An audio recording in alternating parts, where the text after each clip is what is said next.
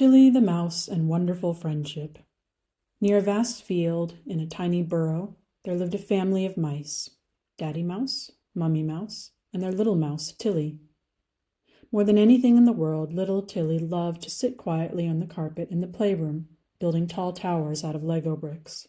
He loved building so much that Mum and Dad always had to come up with new things for his new cities. Everything was used. Shop-bought kits, colorful blocks, sticks, leaves, pebbles, and even saucepans.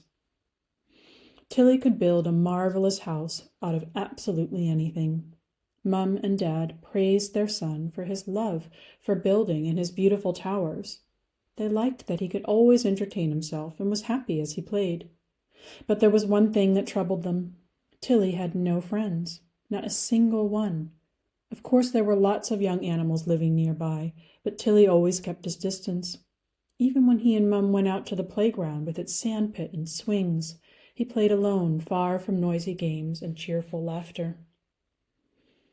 At first, Mummy Mouse tried introducing her son to the other children at the playground, but Tilly would blush, feel embarrassed, and then run away to hide in a quiet spot. Soon Mummy gave up, thinking that it simply wasn't the right time, and one day her son would find good friends on his own. One evening, as the whole family sat around the table eating summer, Mummy Mouse's phone rang. "Hello," she said. "Who's speaking?"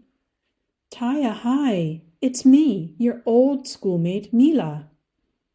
Mummy Mouse remembered her happy school days and her close friendship with lively, bubbly Mila. Those were such wonderful times. But then Mila and her parents moved to another field, and the two girls hadn't seen each other since.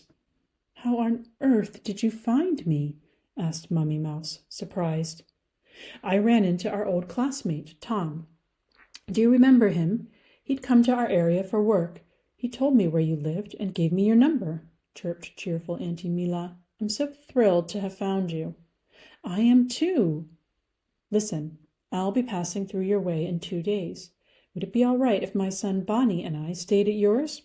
"Of course, no problem," replied Mummy Mouse with a smile. "We'll be happy to have you." "Brilliant. Then we'll arrive at the station on Thursday evening and come straight to yours. All right?" "Yes, my dearest Mila. We're looking forward to it." Mummy Mouse shared the exciting news with her husband and son. "My darlings, my school friend Mila is coming to visit with her son Bonnie. Isn't that wonderful?" Daddy Mouse smiled and nodded. He loved having guests and enjoyed friendly, cheerful evenings in their company. But little Tilly grew wary. "Mummy, this Bonnie, what is he like?" "I don't know, sweetheart. We'll find out soon enough. But I imagine he's just as lovely as his mum," Mummy Mouse said, gently stroking her son's head. "You'll become friends." Tilly sighed heavily and went off to play in his room.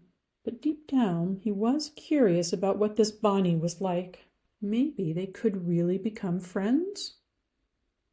At last the evening arrived, and there was a knock at the burrow door. Mummy Mouse rushed to greet the visitors.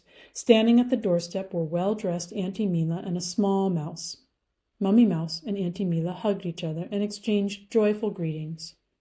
The little mouse approached Tilly, stretched out his paw, and said, "Hi, I'm Bonnie. What's your name?"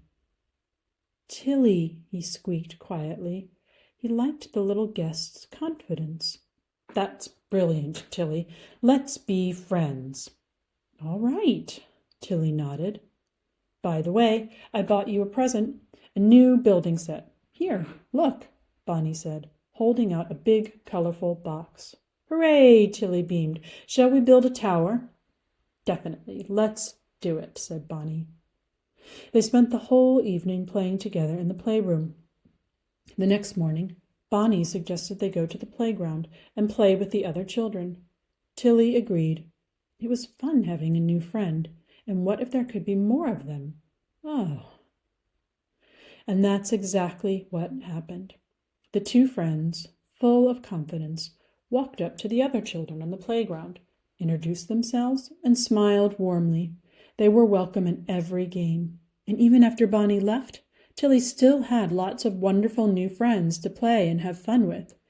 As for Bonnie, they wrote letters and visited each other, because for a real friendship, distance is no bother.